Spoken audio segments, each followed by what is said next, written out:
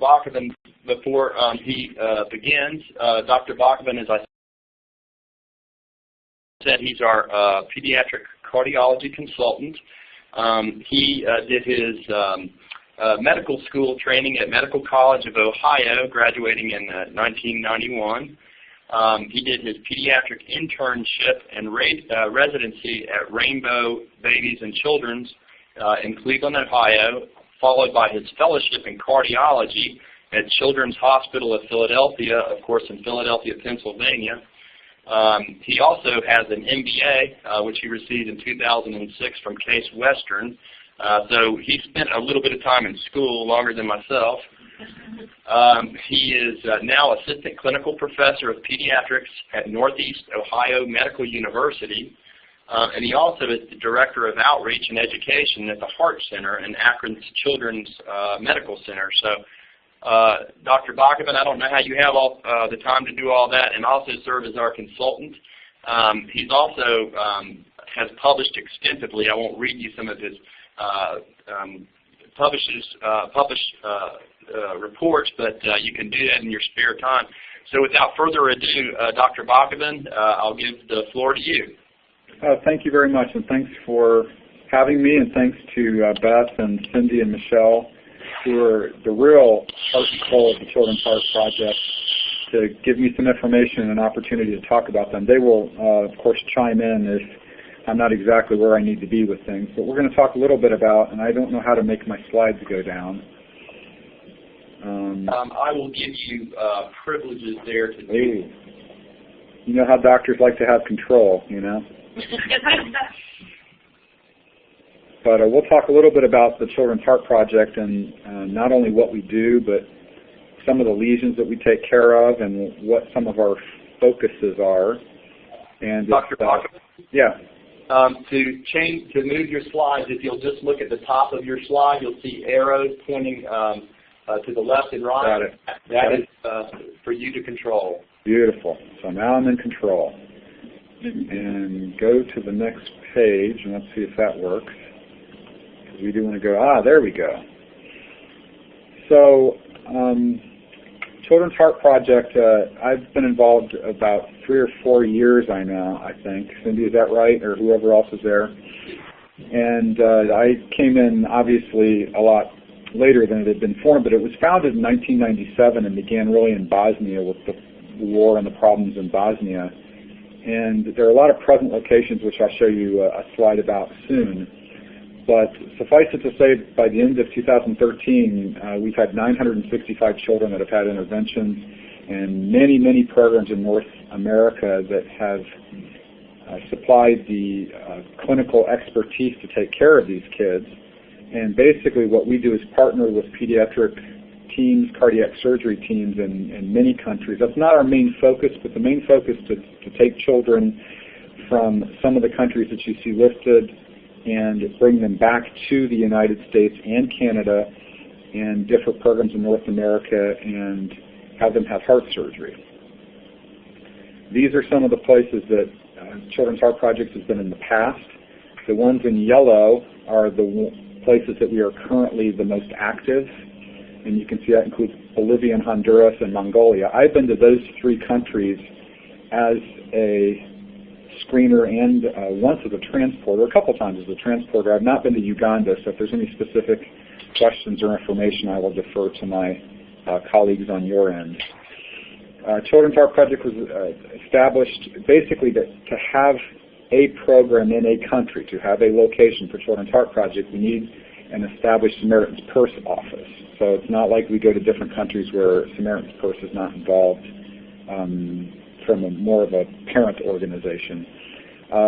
We also have the requirement of having an in-country pediatric cardiologist, and someone that we trust and someone that we know and someone that we partner with. And sometimes this can be a process of getting to know people, interviewing people, working with people, and getting the right fit. Obviously, you need an in-country cardiologist, but if there's an in-country pediatric cardiac surgery program, then they wouldn't need us to be there, and thus we wouldn't be in the country. Screening in most of these places we usually do 2 to 4 times a year, mainly on the 2 time of year side. And most patients, when we go in, they're pre-diagnosed by the cardiologist that's in country. And 90 to 95% of the time, they're usually correct. They have the diagnosis, especially with simple septal defects and some of the things that we're going to talk about. I find personally that I refine some of their diagnoses, and occasionally I'll make a new diagnosis.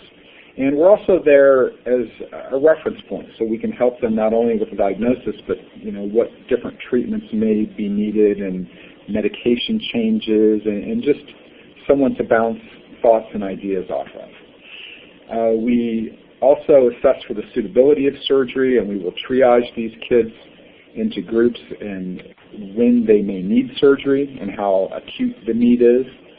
And once again, we offer second opinions for more complex heart problems. So even if the children that we see and screen are not suitable for our Children's Heart Project because of the certain lesions that they may have, we are there as a national, international expert to provide for the in-country cardiologist. The key I find, though, is really building the relationships and the partnerships.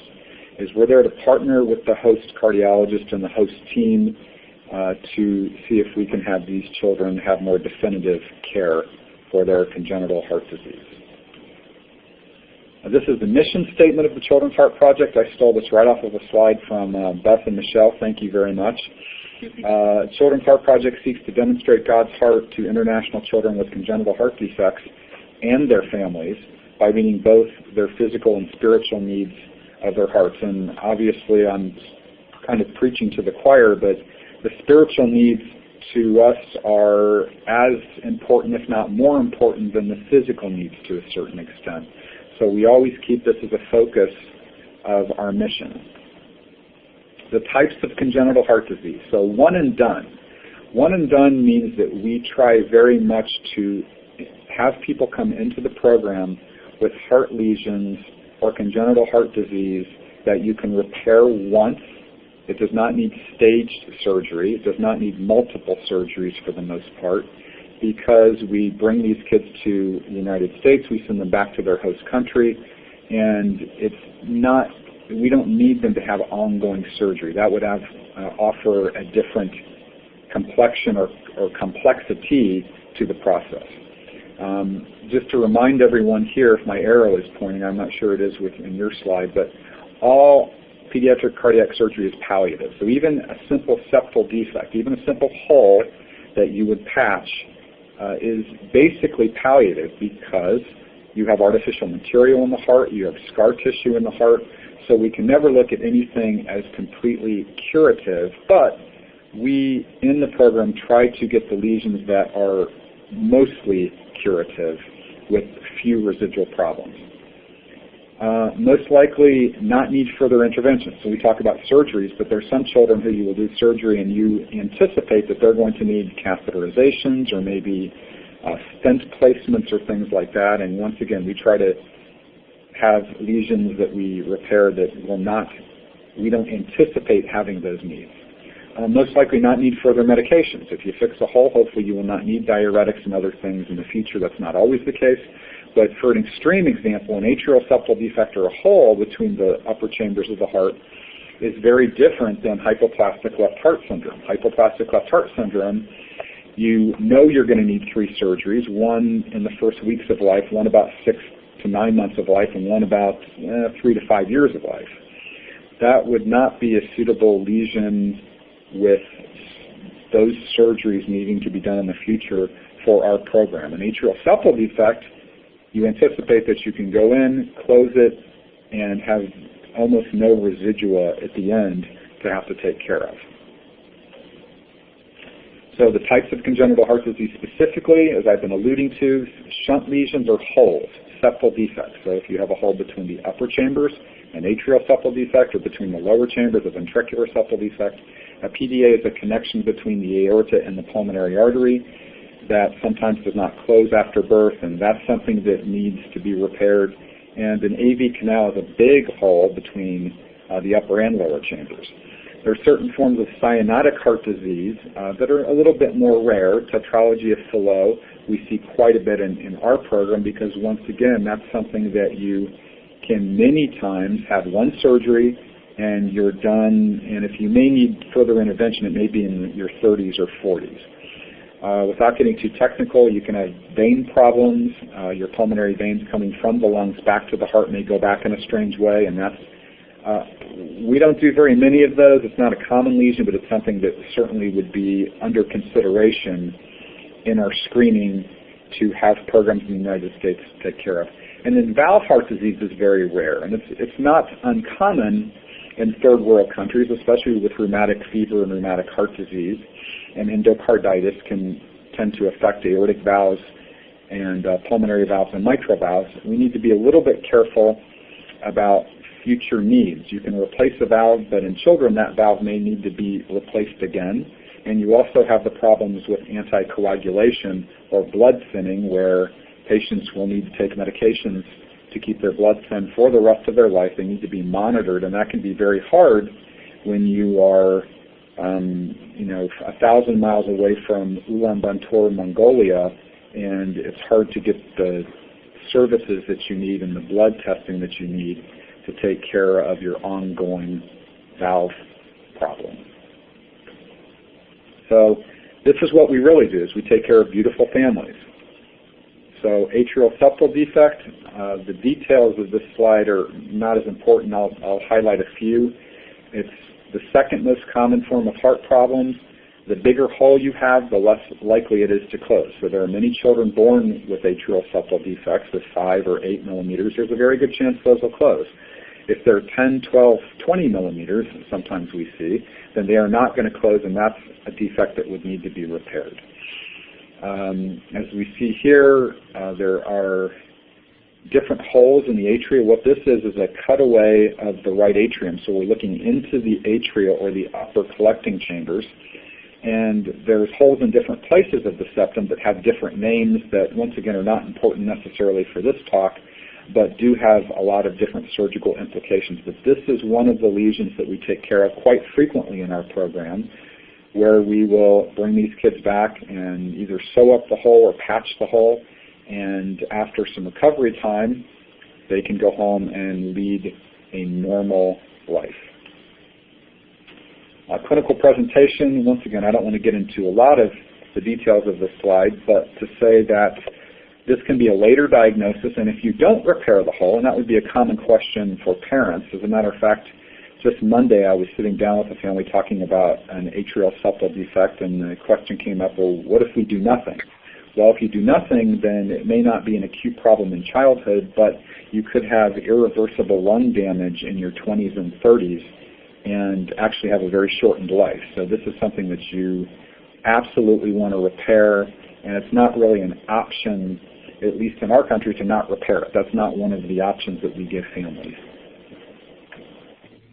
This is a picture of it. The LA is the left atrium, the RA is the right atrium, and the circle shows a big hole in the middle of the separator tissue between the atria. The right atrium is not supposed to be so large, and that's one of the effects that happens from these holes, is blood coming over from the left atrium to the right atrium and having heart enlargement, but once again, it goes to the lungs where it can cause irreversible lung damage later in life.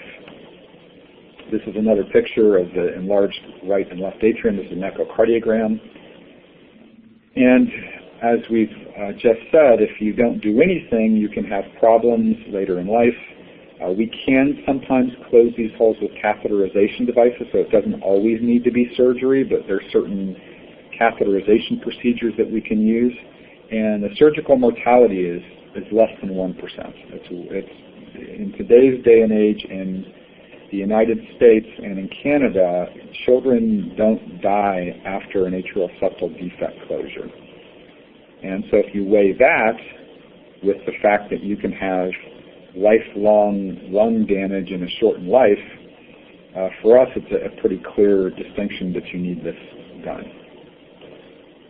This is a picture, I don't know if this shows up on everyone's computer, but the little thing in the middle of the circle is a device. It's going through a catheter that starts in the leg vessel, the femoral vein, and goes up into the heart, and we can actually put an umbrella-type device across the hole. We don't do this a lot in our project. We mainly do surgeries, at least at this point. We do have some kids go for cath in this procedure, but it certainly is one of the options. And this is a picture, an echo picture of the device, and that little thing that looks like a clamp is something that's in the heart, that stays in the heart forever, that closes off the hole. This is a picture that shows the device when it doesn't fit in the hole and actually can go flying off into the heart and the body. So you have to have certain characteristics of your hole to make this work. This is a failed device closure, and we were able to take this out through the leg, and the patient later went for surgery. But not everyone can get a device. So we take care of beautiful families. We also do echocardiograms. So this is one of our Ugandan patients getting an echocardiogram. It looks like he or she is a future nurse or doctor because she's holding the stethoscope. So hopefully we'll have a good career plan for this young patient. Ventricular septal defects. So this is a hole between the lower chambers of the heart. This is more common than atrial septal defects. VSDs, or ventricular septal defects, are the most common form of congenital heart problem. And types, they come in many places in the ventricle. So this is a cutaway of the right ventricle, and you can see by all the names, subpulmonary and perimembranous and AV canal and muscular and all the different words. These holes can be in a lot of different places. Once again, it doesn't necessarily matter to the child. It's the size of the hole and other things. But for us as screeners and people in the program in anticipating surgery for these patients, it is important, because an AV canal repair is very, very different than a muscular repair that's way down in the apex that may be hard to get to by the surgeon. Ventricular septal defects usually present with in infancy with either a murmur or feeding difficulties or failure to thrive. Once again, if you don't repair these and you have excessive blood going to your lungs for a prolonged period of time, you can get pulmonary vascular obstructive disease. That's what PVOD means. And if anyone has ever heard the term Eisenmenger's, this is irreversible lung damage from excessive flow to the lungs for a prolonged period of time. And these children can live into their 20s and maybe 30s, but usually they have a very shortened lifespan, and they have a host of other medical problems. There are certain things on the physical exam that we look for a VSD, but suffice to say that a loud murmur is what we usually hear. This is a picture of a ventricular septal defect, or a hole between the lower chambers, and the circle shows the break in the piece of tissue between the lower chambers. Here is another picture of a hole with a ventricular septal defect. The VSD word is on the left ventricle side. The arrow is pointing to the defect where flow would go from the left ventricle to the right ventricle and back to the lungs, once again setting up the situation where you would have irreversible lung problems. And this is just a big hole, and it's a little bit hard to appreciate.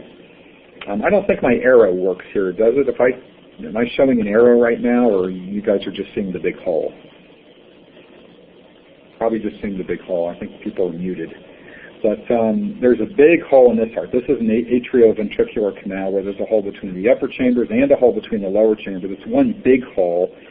And this obviously is a little bit different than, say, a smaller hole between the upper or the lower chamber. It takes a little bit more patch. These kids may have longer-term issues, but certainly something that we could consider as a one-stage surgery where children have very good outcome afterward. Ventricular septal defects treatment, if they're small, you don't need to do anything. So I have a number of patients, and we see a number of patients in all the places that we go that have small or moderate-sized holes, and they're doing well clinically. The kids are growing. They don't have signs of excessive blood flow to their lungs, and you may not need to do anything with these. If they're larger, then obviously you will. Before they get their surgery, they may be on multiple medications. They may be on increased calorie-type formulas or food to get them to grow. But that's one of the things that we do when we are screening, is to make a determination of whether this is a small hole that does not need anything done, moderate-sized hole that can wait, and a large hole that needs to be done sooner than later. So we also take care of awesome kids, and it looks like they're about to start a soccer game. Looks fun. Patent ductus arteriosus. So this is a connection between the great vessels of the heart. You have it when you are in fetal life.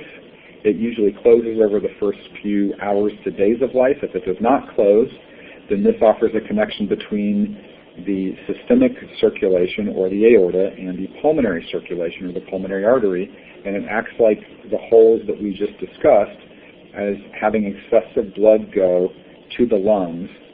It's much more common in premature babies. It's much more common at higher altitudes. So in some of our locations in Bolivia, it can be a problem, or more of a problem. It presents in infancy or later, sometimes as a murmur, sometimes as increasing blood flow to the lungs and causing respiratory status. And once again, if it's small, you may not need to do anything. If it's moderate, you may need medications like diuretics. And if it's large, then it can cause pulmonary vascular obstructive disease, once again, PVOD or Eisenmenger's. And once you get to that stage, it's high risk to repair. So I just got back from a trip in Haiti, not part of Children's Heart Project, but part of my hospital, and there was a few kids who have large patent ductus arteriosus, or arterioses, I guess I should say, that have signs of pulmonary vascular obstructive disease, and they basically are inoperable. We cannot do anything to help them, because if we were to close the connection, they would have a pulmonary hypertensive crisis and die pretty acutely. So this is important that we get these kids early, we screen them, and we get their surgeries early so that we don't run into these life-threatening problems. Yes, sir. Yeah. Is that because they've already developed Eisenmenger's syndrome? Is that how do you know when it's too late? Yeah, that's because they've developed the Eisenmenger's, and we can tell a lot of that or some of that by symptoms. Right. But many of we can tell by what the echocardiogram looks like. So this echo here, you see that little red dot in the middle, or that little red flow. That's flow going the wrong way from an aorta to a pulmonary artery. If we see that same connection and there's blue flow going from the lungs to the body because the lung pressure is now so high that it's pushing blood the other way, that by definition is Eisenmenger's, or pulmonary hypertension. And that's how we can tell a lot of times by just the echo. So if Michelle and I are out, in Mongolia, and we're echoing someone and we see it's a PDA and we look, and she sees me get really quiet and joke around less and shake my head, then she's going to know that I'm going to say something bad like pulmonary hypertension. And once again, if you try to repair that, most of the time, many times, depending on how bad it is, the patient can die on the operating table. So the essence and the stress is to get these kids early before this occurs. Bigger connection, it's going to happen faster. Here's another picture, lots of red flow coming backwards into the pulmonary artery, from the aorta to the pulmonary artery. And this is another example of a PDA. And once again, you guys aren't echocardiographers and see lots of echoes, but this is the picture that we see, and it's pretty dramatic. This is not a subtle thing.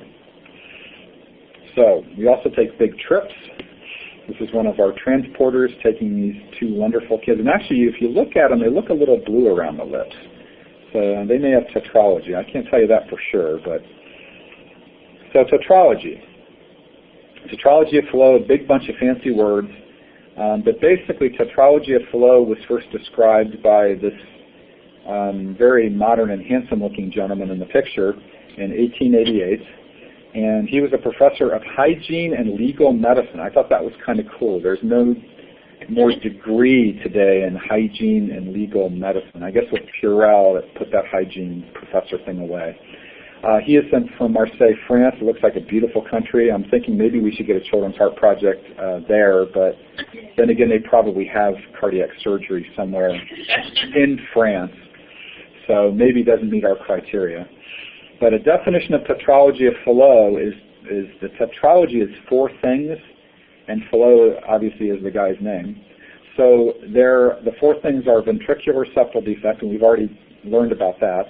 Right ventricular outflow tract obstruction is the fancy way that a cardiologist describes pulmonary stenosis. There's something called aortic override, where the aorta will actually override the whole and appear that it's coming from both ventricles, the right and the left. And finally, there's thickening of the right side of the heart.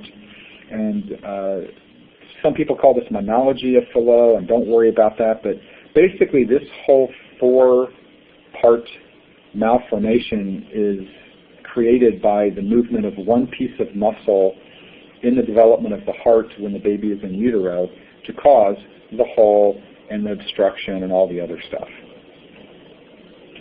This is a slide that we used in a lecture in Mongolia, and you can see the top part in English, cardiac congenital defect consisting of narrowing of the right ventricle outflow tract, blah, blah, blah. And then below that, you can see how it is written in Mongolian. And I can act like I can read it by just reading the stuff up above, but I don't know what those letters mean. They look like numbers and letters in Russian, but this is what Tetralogy of Fallot is in Mongolian. And actually, Michelle and I are going to Mongolia next week. I hope that all the slides don't look like the bottom part of this slide as I'm presenting all those lectures at that conference. So Tetralogy of the facts. It's the most common form of cyanotic or blue heart disease. It's about 10% of all congenital heart disease, so it's relatively common. In Ulaanbaatar, a population of 1.3 million, you're going to have about 10 to 15 or so babies a year with tetralogy. It's probably more, but if you look at just the statistics, that's what you would see.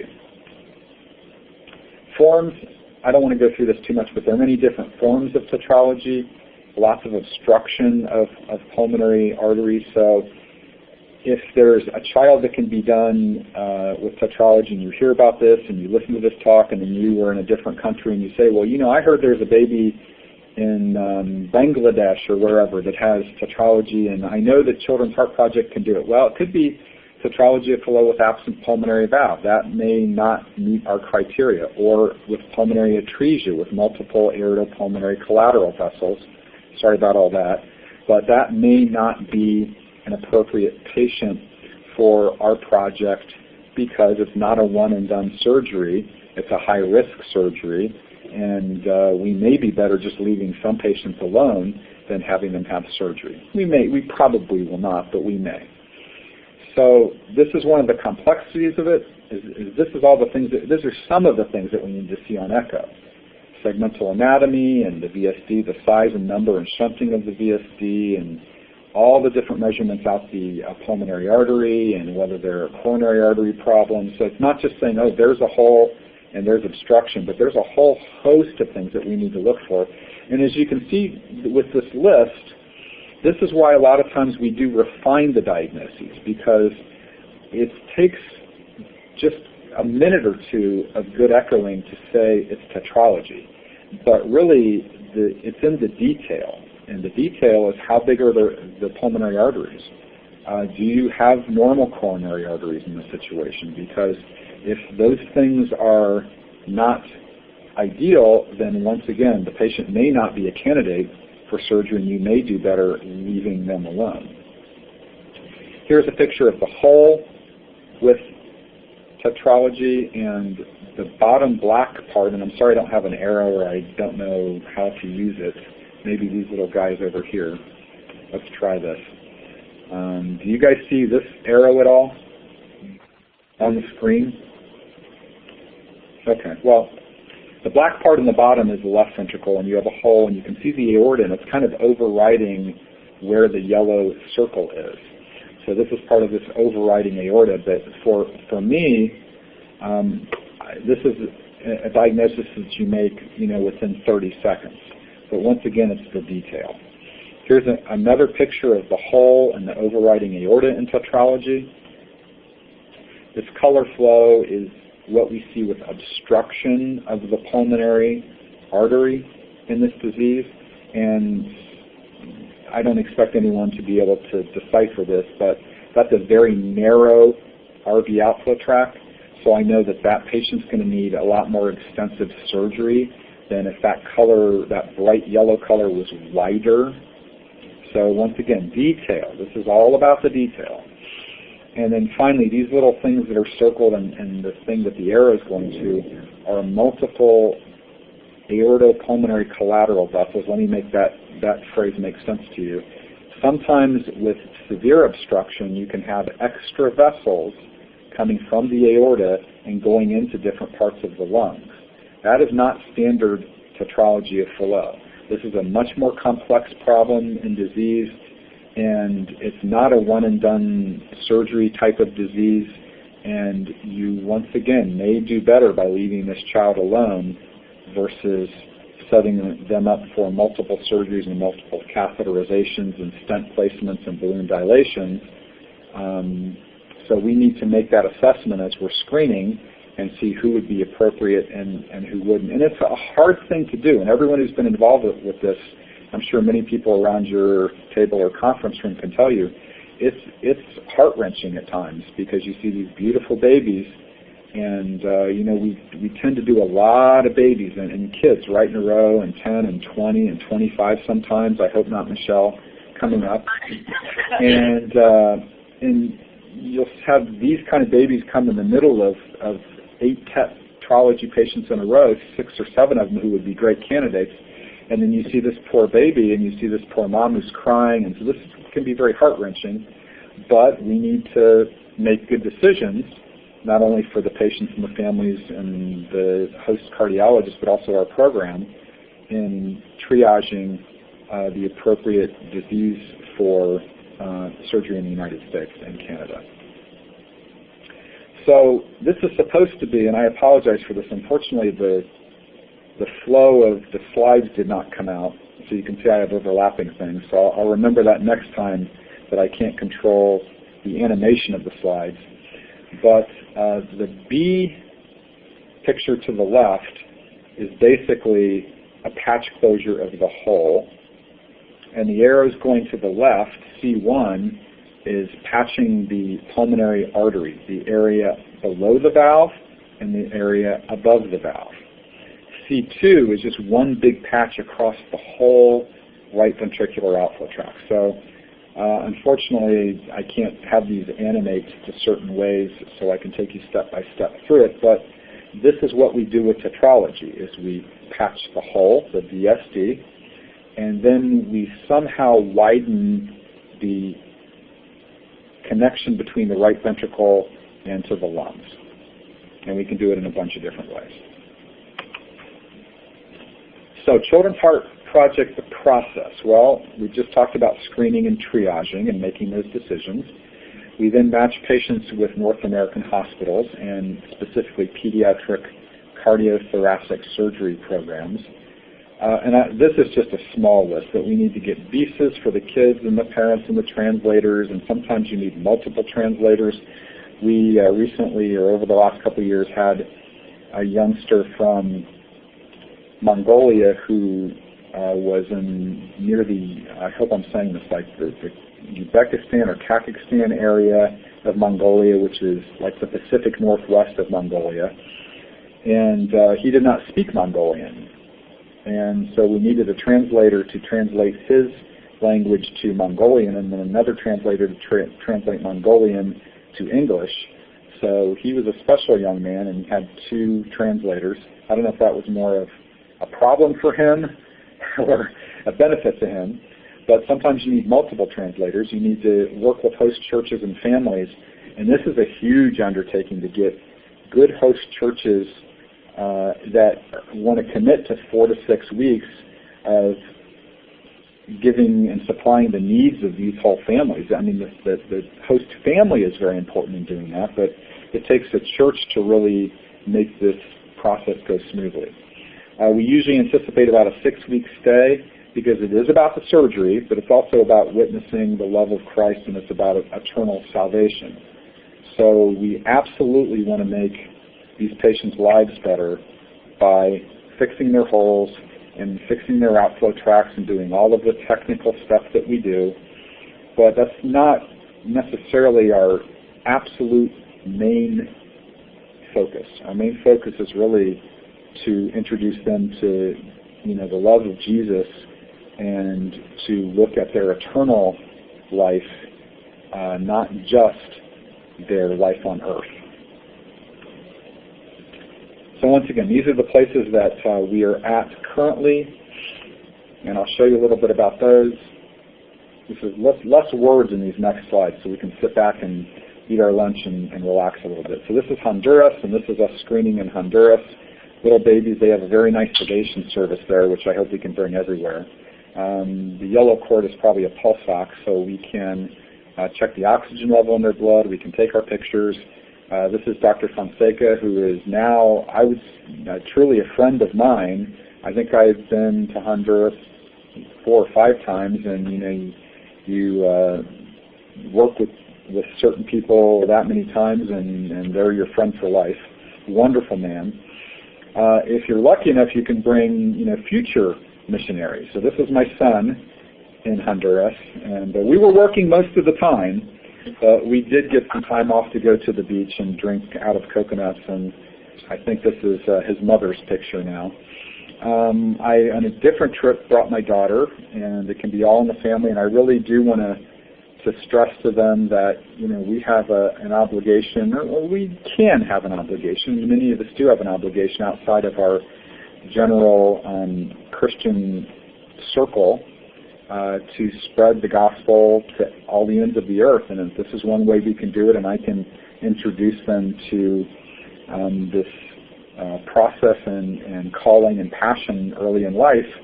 I think I'm doing my part as their father. So my daughter Samantha's been with me. Here she is, and other people and other workers. There's Michelle. Hi, Michelle. And you also, I'm probably remiss of not pointing out more of the in-country staff. It's easy for me, who's giving this talk in my little rose-colored glasses and perspective, to think it's all about screening and it's all about making decisions and all that higher-end stuff. But it's also the people who live there and who do this every day, 5 days a week, 80 hours a week, I'm sure, and work so hard at doing what they do. So I'd be remiss to not give them most of the credit. This is where we are in Bolivia, and we are now in 2 different places in Bolivia, La Paz and Santa Cruz. And I've been to La Paz, and it's very high in altitude, and you kind of got to get used to, your head's got to get used to it, and your breathing's got to get used to it. But it's a wonderful place, and we had a great experience there. And my partner here at Akron Children's recently went to Bolivia. And here's a little bit of La Paz, a beautiful place if you've never been there. And I'm not sure what Mother Moon is all about. We try to stay very Christian in these things, so we don't go off to pagan Mother Moon things. But it's kind of cool. It was kind of cool, needless to say. Madre Luna. These are some of the children and families that we took care of in Bolivia. And this is a young lady that we brought back to have surgery in Cleveland. And she was giving us a kind of a theatrical demonstration of something, and I never quite got to the bottom of what it was. But once again, we are not just there to drop them from point A to point B, but we become involved, and we really want to, show them the love of Christ through what we do. So here she is, and here is another young man who came with us, and he had, I think, Tetralogy and was quite blue, and had a good experience in Cleveland getting his heart repair, so that was very nice. And then finally, Mongolia, and this is in the winter, so I think it was -20 when we were there at this visit. I think it's going to be a little warmer next week from what I'm seeing on the Weather Channel. But these are some of this is kind of a pre-meeting of patients that we're transporting back before we do that. And you can see the red bags with all of their shirts in it. And then the young man in the back at about 1 o'clock is one of the patients who's a little bit older than maybe some patients that we would like to have done. And you may not be able to appreciate it from this slide, but he was quite blue. He was very, very blue. and had had a palliative surgery in Mongolia many, many, many years ago, and it was basically outliving its lifetime. So he had surgery in, I think, the Mayo Clinic and did quite well. And, let's see, I think my arrow came off my slide here. This is where we stayed in Mongolia. Well, not really. We stayed at a nice hotel, but we had dinner here, or lunch, and it was very good in the Gare, and I still want one of these in my backyard, but I haven't quite pulled that off yet. It was a great place. This is the inside of the Gare, and that stove is their central heating system, and you have to wake up in the middle of the night to put more coal or wood in it, but it was wonderful to be able to go in and experience not just the families and the families' lives in the clinic under an echo probe, but also see how they live and see what they're like. This is me in my new North Face jacket that I bought just for this trip, so I could stay very warm, and it was freezing, absolutely freezing. This is where it was a little bit warmer at the time, and I was doing more echoes. One of the things that you need to do as a screener is learn to be adaptable to many different things. We tend to like the kind of car that we like or the kind of magazine or TV show that we like. Well, it's even more complicated with echoes, but an echo machine can be very different than another echo machine, and you just have to be able to adapt to whatever machine you have available. This is another young man I think that we took care of. Maybe not a young man, I'm not sure. But cool outfit. I haven't worn that outfit yet. It'd be a little colorful for me as a Midwest Ohio male, but I'd consider it. And then here is the group from Mongolia going to Minnesota. So the weather changed a little bit for them, maybe not too much, but here we are dropping the families off in Minnesota. And once again, I would be remiss to not point out that it's not just about us going and screening and making lists and sending things over the internet and all those types of things, but on the other end, there are people who once again have the love of Christ, and they want to show that to families and to invite someone into your home for 4 to 6 weeks and disrupt your family's life, and also invite someone into your home that's going to have cardiothoracic open heart surgery and recovery that doesn't speak the same language and maybe doesn't like the same foods and maybe has never heard of God or Jesus. It's a big undertaking, and I'm hoping as my high school kids clean up some of their rooms and go off to college that I'll be able to do this someday and have kids come and I can host some children. So needs that we have, one is prayer, and this is on right off the website. I hijacked it off the website, and these are children who are awaiting surgery, and prayer is a big part of what we do. I know I'm, once again, no pun intended, preaching to the choir, but if you could please have the program in your prayers like I do every morning. And finally, a couple more slides to end with. Partner hospitals, our needs. There are approximately 150 children on the current waiting list, and we need partner hospitals. And it's very, very difficult today because the healthcare dollars, as you can see, are shriveling up, and Obamacare is coming in. I'm not sure if that's going to help us or hurt us, but there's a lot of anxiety around administrators and hospitals on how we're going to get things paid for. And so it's not like we have every pediatric cardiothoracic surgery program in the United States and Canada lining up to do this free care, which can be quite expensive. There are also home country logistics that they help out with, so there's a lot of needs that we have. But right now, I think one of our major needs, especially to pray about, would be more host programs to do these surgeries. And then finally, future directions. We are actively researching and exploring the possibility of, I just had a message come right over my slide, I'm sorry, of expansion of Children's Heart Project into, I guess what used to be known as Burma, I think, and a greater presence in Nepal. So we're looking at those places and where God's leading us. We also, Future Directions, are partnering with visiting surgical teams and supporting the development of local programs in countries. But we do not want to sacrifice our evangelical goals, and this is our evangelistic goals. And this is not a major part of what we do. But once again, we want to be open to God's leading and where He wants us to go. Our main focus is to have strong programs in countries that do not have these services, and to witness to these children and bring them back for surgery in the United States and Canada. And then we need to pray for and actively develop relationships with new surgical programs, and really that's part of it. I can tell you that Akron Children's Hospital, where I work, we are a medium-sized program, and we have a sister hospital in Haiti, and we have agreed to do 4 surgeries a year from that connection, that hospital. We send people down there all the time. People come up and learn things from us all the time, so it's a very integrated process. But because of that, it's hard for us to think about doing more surgeries like what's near and dear to my heart, no pun intended, what I'm talking about now, is Children's Heart Project. So we really need more partner hospitals, and I'm just waiting for opportunities in my hospital to bring a couple kids in. And that's a large need, because there's a lot of kids that really could be helped that are on the waiting list. And it kind of gets back to what we spoke about before, is if you can see these kids early and you can repair them early, then you don't get into situations where they're older and you cannot repair them.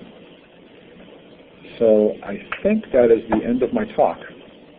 And I would love to, with my colleagues in Boone, answer any questions for you and expand on any of the things we just discussed.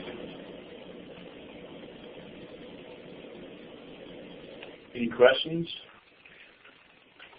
I have one. J.R. It's Cindy. Hey, Cindy. Hey, can you explain what monology of flow is? I'm just curious.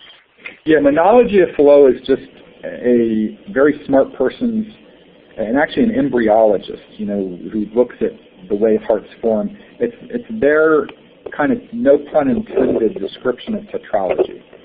So what he basically said in a paper was that it's not the 4 parts that matter, it's the one thing that happens in the development of the heart that leads to the 4 things. So let's not think about it as 4 different processes happening to cause tetralogy, because if that was the case, it wouldn't be so common. It's basically in the development of the outflow portion of the ventricular septum, a piece of tissue is malaligned. It goes the wrong way, and it forms the hole, it forms the RV outflow tract obstruction, but that one embryologic process leads to tetralogy of Fallot. So you're never going to hear monology of Fallot ever except in this talk. So don't quote me on it. Don't quote me on it. But it was basically someone's kind of tongue-in-cheek way to describe how this thing's formed. And I think it's probably not a helpful term in our circle, but it certainly is for residents and medical students, because it really allows them to see, no, it's not 4 different things happening. It's one thing that happens that forms the 4 things. John, Dana Wright, who read the chat box, has a question. Okay, during the nutrition survey in Honduras, I met an older sibling of a surveyed child who had some heart problem. Very thin, easily tired, clubbed and bluish nails, 14-year-old. If we could find her again, what is the referral process? Well, that patient may have Eisenmengers. They may have tetralogy of Fallot, quite honestly, but they may have Eisenmengers. And so I'm going to lean on Cindy and folks on the referral process. I think it's just to let the Samaritan's Purse office know where this child is, and us making arrangements to see the patient and screen them. But is that right, Cindy and Michelle and Beth? They should refer the patient to our partner, Dr. Fonseca, in San Pedro Sula, and then he can do an initial evaluation and probably give a pretty good idea whether it would be a candidate or not. And if so, then we could have the child, come see us the next time we screen there, which will be probably the first of the year. So that's why I had Michelle answer that question, because I would have sent them to the wrong place. But it's a good point. He will, and he knows. If I guess if this child were to come with a recommendation from us or a referral from us, that the Samaritan's Purse and then fund, and I tell you, Hector's wonderful. He's absolutely wonderful. He'll give the family very good care. John, if you look in the chat box above that question, Dana Wright has a question as well. Okay. Let me arrow up. How does Children's Heart Project go about recruiting hospitals in North America to partner with? Is it something that World Medical Mission can help with? So I will defer to Cindy or Beth. Is Beth around? No, she's on maternity leave. Oh, boy. So, yeah, she's the one who ended up, but maybe you guys can step in for her. I'll let Cindy answer. Yeah, thanks, Dana. We're always looking for new children's hospitals. So the way we recruit, there are many ways that we recruit. A lot of times, if you have any physicians that know pediatric cardiologists or pediatric cardiothoracic surgeons in children's hospitals, then they can go directly to those, or we'd be glad to talk to their contacts. Also, what is really helpful is if you have contacts that know board members or administrators within children's hospitals. Those usually are the decision makers that we need to talk with to try to get the project going in that hospital, because they are, as JR said, they are very expensive surgeries. They can run anywhere between $20,000 to $80,000 per surgery. So this is something that we don't cover. This is something that the hospital covers. So getting those hospitals on board are crucial for us. I will say that we have a great reputation in many of the children's hospitals, and the reason for that is because of JR and the level of screening that we get from the pediatric cardiologists that work with us. We get details that are beyond what other organizations get, and so children's hospitals are very happy to work with us because of that, because they know they're getting a child with a pretty echo, and they're not going to get a surprise of a child that's more complicated than what they set out to get. So I just wanted to say that, JR, thank you for all that you've done for us, because the level of your echoes are superb. Good. Thank you very much. So are there any other questions? I tell you, it's a wonderful project. It's absolutely a wonderful project. I'll give a little testimony here. I think the Lord's been working on me for a while to do missions, and I think I shared this with you, Lance and Michelle. You've heard the story way too many times. But it was, I'd gone to Kenya to do general pediatrics, and I'm not a general pediatrician. I didn't know what I was doing, malaria and schistosomiasis. I don't even know how to spell schistosomiasis. But we were kind of doing this rudimentary stuff in Africa, and I was praying about it, thinking, this isn't quite what I would like to do, and God, is this where you want me? And then I went to an Indian reservation in Montana and did sports physicals. And once again, anybody could do that, and it was just because the pediatrician was on vacation. And then I went to a meeting in Orlando that was hosted by the Children's Hospital of Philadelphia, and there was the Children's Heart Project booth, and it was a dream come true. And I saw it, and I said, I want to do this, and it's been nothing but wonderful. But I think, and once again, I'm speaking to the choir, but if there's ever something that I can tell people and tell my children is that, you may have a leading, and you may think that the leading is very direct, but you just have to be patient and keep your mind open and pray a lot about it, because sometimes the route that God takes you is not the quickest point between A and B. And there's going to be some little places that you go off, maybe by my own not listening to the Lord.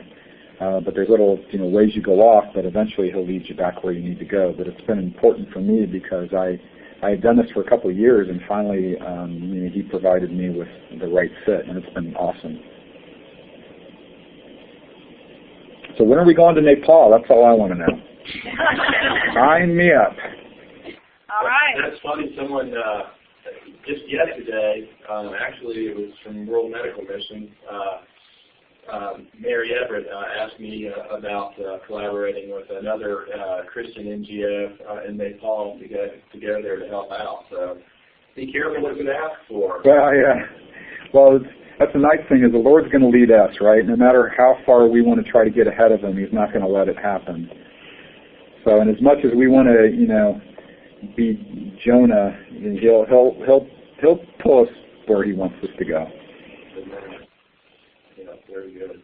Well, J.R., that was a phenomenal presentation. That really was. That gave me a much better perspective and understanding and appreciation of Children's Heart Project. And I know Cindy's already said this, but I'll reiterate. Thank you for all you do. I can tell from your CV and so forth that you're a very busy man, and so we appreciate anything that you do and the way that God uses you. So thank you so much. Well, like I said, I'm just about my Father's business, that's all.